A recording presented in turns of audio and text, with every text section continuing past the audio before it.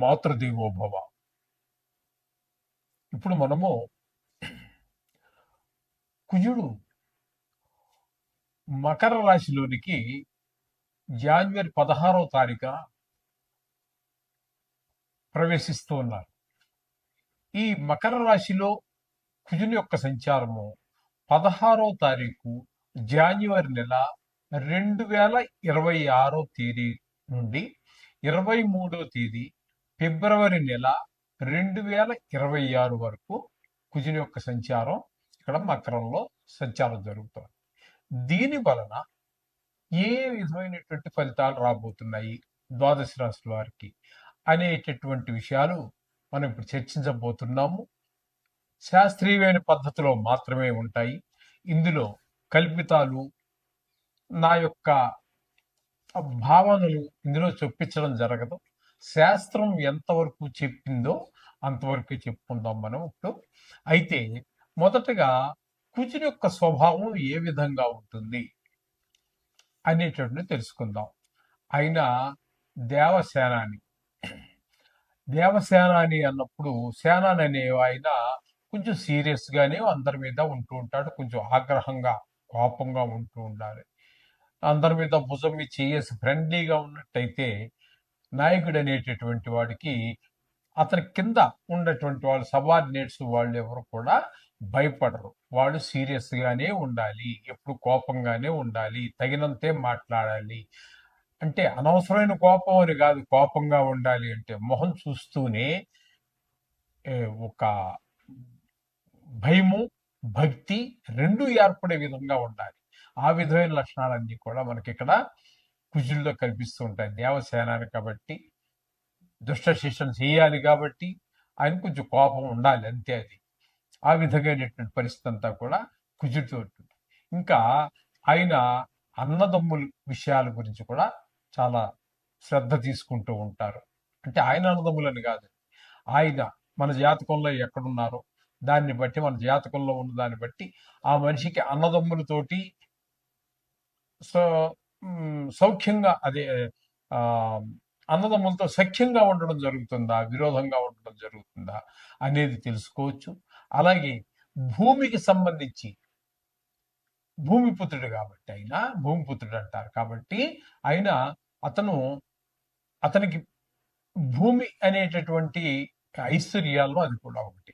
ఆ భూమి, ఇల్లు ఇవన్నీ కూడా ఉంటాయా లేదా అనే విషయాలు కూడా దాని ద్వారా తెలుసుకోవచ్చు. అలాగే యుద్ధం, ఎవరితో మాట్లాడినా చిన్న మాట అవతల మనిషి తప్పుగా మాట్లాడినా వెంటనే కోపం వచ్చేస్తూ ఉంటుంది, యుద్ధానికి సిద్ధపడిపోతూ ఉంటాడు. మామూలు మనుషులతోటే కాదండి, నవగ్రహాల్లో కూడా వేరే, అంటే రవితోటి, గురువుతోటి, ఆయన మిత్రులైన గ్రహాలైనటువంటి చంద్రుడితోటి, ఈ గ్రహాలతో వదిలిపెడితే మిగతా వారితో కూడా గ్రహ యుద్ధం చేస్తూ ఉంటాడు. మామూలుగా మన జాతకంలో మనం బాగాలేదనుకోండి, మనం కూడా ఇంచుమించుగా అదే పరిస్థితి ఉంటూ ఉంటుంది అనమాట. ఈ లక్షణాలన్నీ కూడా ఈ కుజుడి యొక్క ప్రభావాన్ని బట్టి అవతల మనుషుల మీద కూడా ప్రభావం పడుతూ ఉంటుంది. ఈ విధంగా ఉంటుంది. అలాగే శస్త్రములు, ఎంతసేపు గాయాలు అవ్వటం, లేకపోతే గాయం చేయటం, ఇట్లాంటివన్నీ శస్త్రాలకి సంబంధించినటువంటి వాళ్ళు ఇవన్నీ కూడా ఉంటుంటాయి. సహజంగానే వీళ్ళకు ఉన్నటువంటి లక్షణాలను బట్టి మనం చూసుకున్నట్టయితే వీరు ఎక్కువగా మిలిటరీలో ఆఫీసర్స్గా, లేకపోతే సైన్యంగా, అట్లా దాన్ని బట్టి వాళ్ళ యొక్క చదువును బట్టి మొత్తం మీద వీళ్ళు రాణించేటటువంటిది ఎక్కువగా మిలిటరీకి సంబంధించి దేశాన్ని కాపాడటం, ఇట్లాంటి వాటిలోనే వారి యొక్క ప్రతిభ బయటపడుతూ ఉంటుంది. వారు ఎక్కువగా మిలిటరీలో కనుక తీసుకున్నట్టయితే, మనం ప్రయత్నం చేసి అక్కడ వాళ్ళ యొక్క జన్మ డేట్ ఆఫ్ బర్త్ అవి తీసుకున్నట్టయితే మనం పరిశీలిస్తే వాళ్ళే 100కి 90 మంది పైన ఈ కుజుని యొక్క ప్రభావంతో ఉన్న వాళ్ళే ఉంటారు అక్కడ మీకు. ఈ విధమైనటువంటి సత్వం కలిగినటువంటి వాడు ఈ కుజుడు. ఈ కుజుడు మన జాతకంలో చాలా విషయాల్లో, ప్రతి విషయం, సంతానం కలగటం విషయంలోను, పెళ్ళిళ్ళు అవ్వటం విషయంలోను, ఇట్లాంటి మన నిత్య జీవితం మీద, మానవుల యొక్క జీవిత విధానం మీద చాలా వాటిలో, ఉద్యోగం కూడా ఆయన కనుక దశమ స్థానంలో ఉన్నాడు అనుకోండి, చాలా మంచి ఉద్యోగం, చాలా పలుకుబడి కలిగి ఉండటము, భూములు మంచి విపరీతమైనటువంటి ఆస్తులు కలిగి ఉండటం, ఇట్లాంటివన్నీ కూడా ఆయన మంచి మంచి ప్రదేశాల్లో ఉండడాన్ని బట్టి అనేక రకాలైనటువంటి ఫలితాలు ఇస్తూ వస్తూ ఉంటారు ఆయన. ఇది కుజుడు గురించి మనం సంక్షిప్తంగా చెప్పుకునేటటువంటిది. ఇప్పుడు మనం చెప్పుకుంటున్నది ఏంటంటే, ఇక్కడ ఆయన స్వభావం కరెక్టే గాని, ఇక్కడ మనం చెప్పుకోబోయేది గోచార ఫలితాలు. ఆ గోచారంలో ఏ స్థానంలో ఉంటే ఏ ఫలితం అనేటటువంటిది ఇప్పుడు మనం తెలుసుకోబోతున్నాం. వృషభ రాశి వారికి కుజుని యొక్క సంచారము అంటే మకర రాశిలో సంచారము 9వ స్థానం అవుతున్నది కాబట్టి, ఇక్కడ 9వ స్థానంలో ఈ వృషభ రాశి వారికి ఈ కుజుడు ఇచ్చేటటువంటి ఫలితం ఏ విధంగా ఉంటుంది అంటే, అశనాచ్ఛాదనస్న్యూనం శోషణం దేహ పీడనం స్థాననాశం విరోధంచ నవమస్తోధరాసుత అని చెప్పేసి మనకి శాస్త్రకారులు తెలియజేశారు. కాబట్టి ఇక్కడ వీరిచ్చే ఫలితం ఏంటంటే, మనం శ్లోకం చెప్పుకున్నాం, మీకు అర్థం కూడా చెప్పుకుందాము. కుజుడు 9వ స్థానంలో కనుక ఉన్నట్టయితే దారిద్ర్యం, అలాగే శరీరం శుష్కించిపోతూ ఉంటుంది. మీరు ఏమి తిన్నా శరీరానికి వంట పట్టదు. శరీరానికి వంట పట్టకపోతే ఏమవుతుంది? శుష్కించిపోతాం, అంటే సన్నగా అయిపోతాం, బక్కగా అయిపోతాం. అలాగే అనారోగ్యాలు, సమయానికి తినకపోతే ఒక రోజు 2 రోజులు తట్టుకుంటారు, ఆ తర్వాత ఏమవుతుంది అంటే అనారోగ్యాలు ప్రవేశిస్తాయి, శరీరం శుష్కించిపోవటం. అలాగే ఎవరితో మాట్లాడినా విరోధం, మీరు మంచిగా మాట్లాడినా సరే విరోధం వస్తూనే ఉంటుంది. మీరు తప్పుగా మాట్లాడి ఉండవచ్చు, లేదా వారు తప్పుగా అర్థం చేసుకుని ఉండవచ్చు. ఏదైతే మొత్తం మీద వారికి మీకు ఒక మధ్యన ఒక విరోధం ఏర్పడుతూ ఉంటుంది.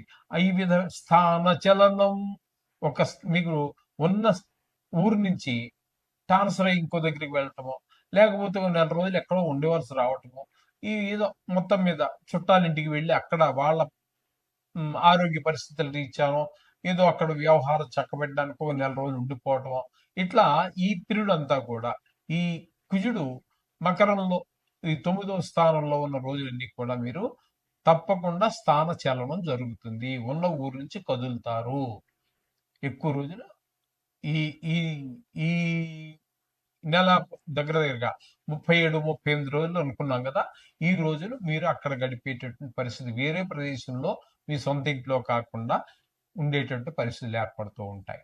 ఇది గమనించుకోండి. ఈ విధమైనటువంటి పరిస్థితులన్నీ కూడా ఈ దశమ స్థానం, 9వ స్థానంలో ఉన్నటువంటి కుజుని వల్ల ఏర్పడుతూ ఉంటాయి. ప్రముఖంగా చెప్పుకోవాలి అన్నట్టయితే, కుజుడు గోచార రీత్యా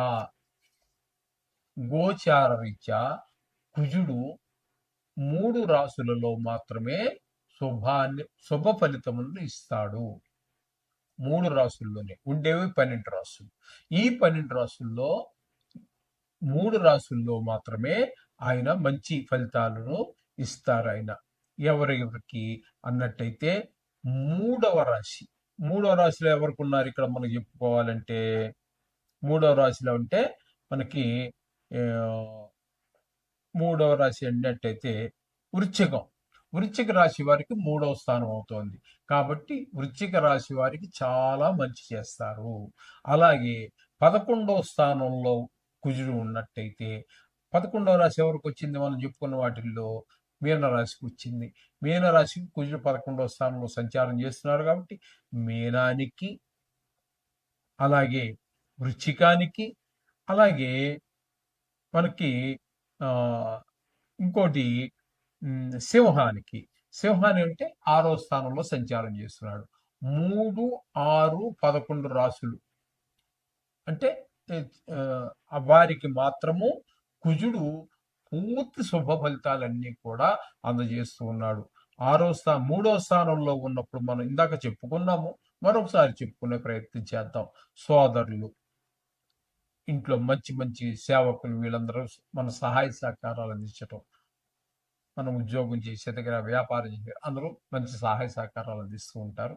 ఆ విధంగా 3వ స్థానం వారికి, 6వ స్థానం వారికి మంచి అంటే ఆరోగ్యం బాగుంటుంది, అప్పు కావాలంటే పుడుతుంది, అప్పులు తీర్చేయగలుగుతాం. ఇట్లాంటి శుభ ఫలితాలన్నీ కూడా మనకి కలహాలు, మంచి పేరు, శత్రువులుగా ఉన్న వాళ్ళు కూడా మిత్రులుగా మాట్లాడాలంటే మంచి ఫలితాలు ఇస్తారు. అట్లాగే ఏకాదశి స్థానంలో ఉన్న వారికి ధన లాభాన్ని బాగా చేకూరుస్తారు ఆయన. ఉమ్, ఏదైనా పని చేసినప్పుడు అందులో మీ నైపుణ్యం కూడా బయటపడుతుంది.